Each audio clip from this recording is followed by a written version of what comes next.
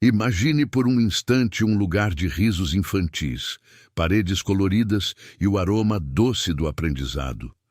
Uma escola vibrante, onde a promessa de um futuro brilhante era tecida dia após dia pelas mãos dedicadas de professores e pedagogos. Crianças brincando no pátio, vozes alegres ecoando pelos corredores, a inocência em sua forma mais pura. Agora, contraste essa imagem idílica com flashes de manchetes gritantes: abuso, ritual satânico, monstros na escola. Como você se pergunta, uma instituição inteiramente dedicada à formação e ao cuidado infantil pôde se tornar o epicentro de um dos mais chocantes e dolorosos escândalos judiciais da história do Brasil? São Paulo, ano de 1994. A cidade fervilhava sob o ritmo acelerado de uma metrópole em constante transformação. No bairro da Aclimação, em meio à tranquilidade de uma rua comum, a escola base, uma creche particular, funcionava como tantas outras, acolhendo crianças e seus sonhos. Até que o pesadelo começou. Pais de um dos alunos, movidos por uma denúncia chocante, afirmaram que seu filho havia sido vítima de abuso sexual dentro das dependências da escola, perpetrado por seus próprios funcionários. A notícia, como um incêndio em palha seca, espalhou-se. Em questão de dias, outras denúncias surgiram, não apenas de abuso, mas de rituais macabros, de satanismo, de uma conspiração sombria que parecia rasgar o véu da normalidade. A imprensa, sempre ávida por histórias que capturam a atenção popular, lançou-se sobre o caso com uma intensidade sem precedentes. Repórteres e cinegrafistas acamparam na porta da escola base, transformando o local em um circo midiático. Imagens de arquivo da época revelam a histeria. Microfones sendo empurrados contra rostos de pais desesperados. Depoimentos infantis transmitidos com pouca ou nenhuma filtragem. A narrativa de um mal absoluto sendo construída em tempo real. A mídia não apenas cobria os eventos, ela os amplificava, dava forma ao monstro, alimentava a fúria da opinião pública. Professores e diretores, que até então eram figuras respeitadas na comunidade, foram transformados da noite para o dia em criminosos hediondos, vilões de uma história que parecia saída de um filme de terror. O julgamento público já havia sido feito. A máquina da justiça, impulsionada pela pressão popular e midiática, agiu com uma velocidade assustadora. Ação policial rápida, prisões sem precedentes. Os proprietários da escola e outros funcionários foram detidos, acusados de crimes bárbaros. O choque na comunidade era palpável. Amigos e familiares dos acusados assistiam incrédulos enquanto a vida de pessoas que conheciam e confiavam desmoronava sob o peso de acusações, ainda sem provas concretas.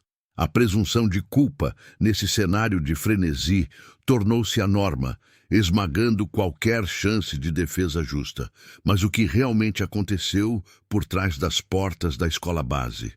E como acusações tão graves puderam ser feitas e aceitas sem qualquer evidência sólida, apenas à base de depoimentos infantis e a histeria coletiva? Antes de continuarmos a desvendar essa teia complexa de injustiça e manipulação, inscreva-se no canal e diga-nos nos comentários de onde você está assistindo. A fragilidade das provas, a base de toda a acusação, começou a se revelar como um castelo de cartas.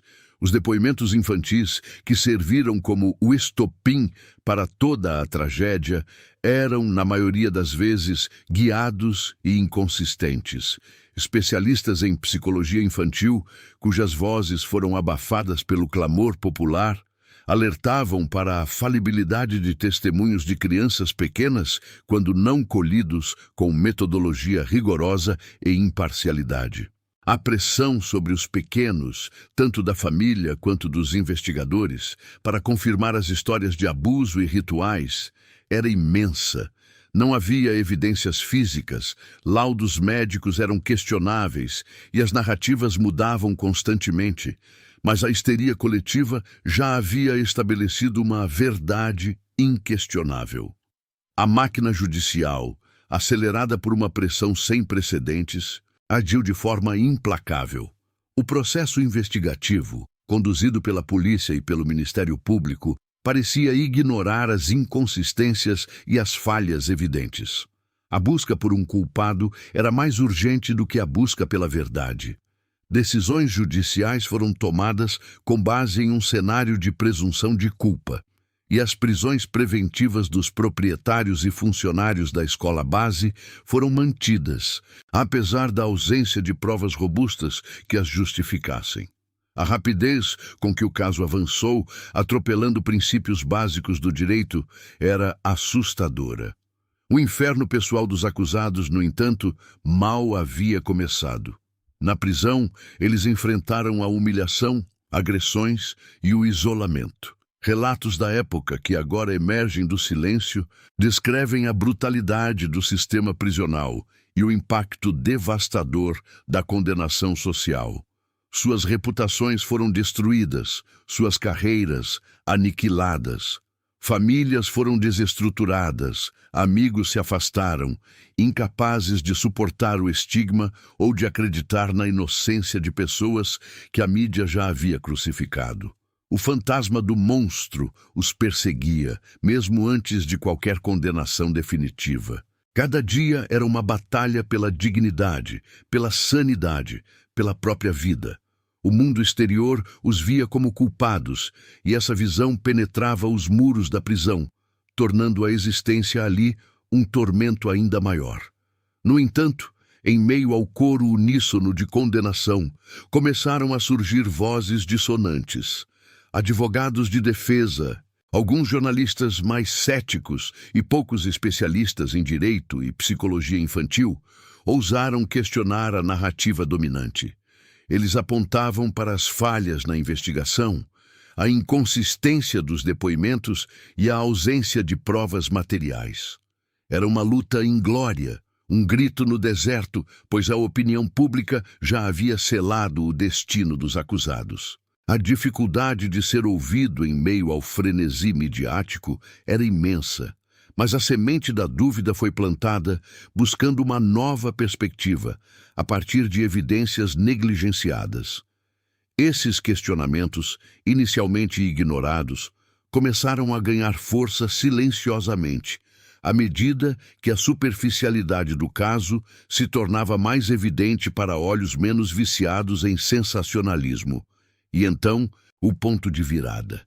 Em um golpe de sorte, ou talvez de uma justiça tardia, a polícia encontrou o verdadeiro agressor do primeiro menino, aquele cuja denúncia havia detonado toda a tragédia. Para choque de todos, ele confessou o crime.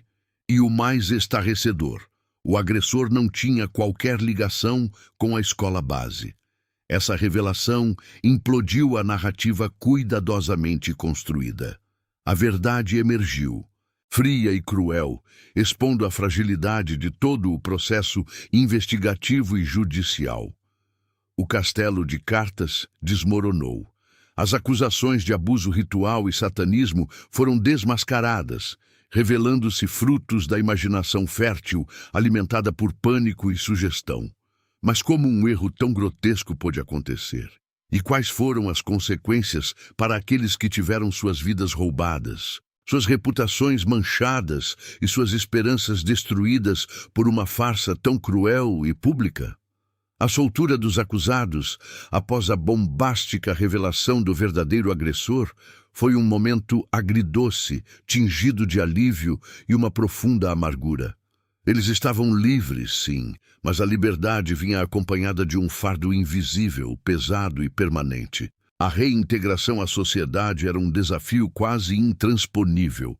Como viver normalmente após ter sido publicamente crucificado, vilipendiado e transformado em monstro?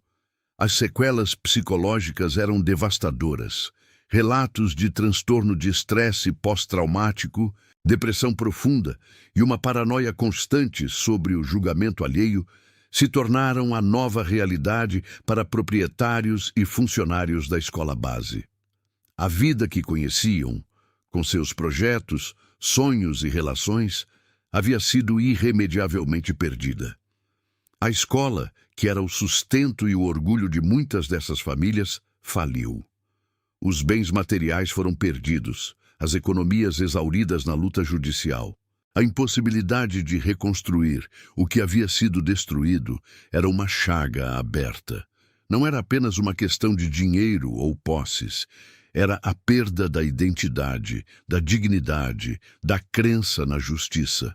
A busca por reparação, então, tornou-se a única via possível. Uma batalha judicial longa e exaustiva para tentar quantificar o inquantificável. O valor de vidas roubadas, de reputações manchadas e de anos de sofrimento. O reconhecimento formal do erro judicial, que veio anos depois, foi um pálido consolo, incapaz de reverter o dano colossal que havia sido feito. A tragédia da Rua Base escancarou a responsabilidade da mídia sensacionalista e do sistema judiciário falho. A imprensa, que tanto contribuiu para a espetacularização e a condenação pública, ofereceu pedidos de desculpas tardios, que soaram vazios diante da magnitude da destruição causada. A ética jornalística foi jogada na lama, e o caso se tornou um estudo de como a busca por audiência pode atropelar a verdade e a vida de inocentes. O Estado, por sua vez, falhou miseravelmente. A polícia, o Ministério Público e o Judiciário, sob a pressão da opinião pública e da mídia, falharam em proteger os direitos fundamentais dos cidadãos, ignorando princípios básicos como a presunção de inocência e o devido processo legal. A cultura do espetáculo, onde a busca por culpados a qualquer custo se sobrepõe à verdade, revelou sua face mais cruel. O legado da escola base é um lembrete sombrio e doloroso para toda a sociedade. É um estudo de caso sobre a importância inegociável da presunção de inocência, a necessidade de um devido processo legal rigoroso e de uma investigação minuciosa, livre de pressões externas. O caso sublinha a urgência de cautela na cobertura midiática de casos sensíveis, especialmente quando crianças estão envolvidas, pois a fragilidade de seus depoimentos exige uma abordagem ética e científica. Acima de tudo, a história da escola base é uma reflexão sobre a facilidade com que a opinião pública pode ser manipulada, a rapidez com que a vida de inocentes pode ser destruída e a irresponsabilidade de um sistema que se deixa levar pelo clamor popular. As imagens dos ex-acusados hoje, embora mais velhos e marcados pelas cicatrizes do tempo e da injustiça, são a prova viva de que suas vidas foram transformadas para sempre, mas nunca totalmente recuperadas. A escola base não é apenas um capítulo triste da nossa história, é um alerta perene. A história da escola base é um lembrete sombrio de que a justiça, quando cega pela pressa e pelo sensacionalismo, pode ser a maior das injustiças. Que sua memória sirva de alerta para que erros como este jamais se repitam. Que cada um de nós, ao se deparar com narrativas prontas e acusações veementes, questione, investigue e busque a verdade por trás dos fatos para que a dignidade humana e a justiça prevaleçam sempre.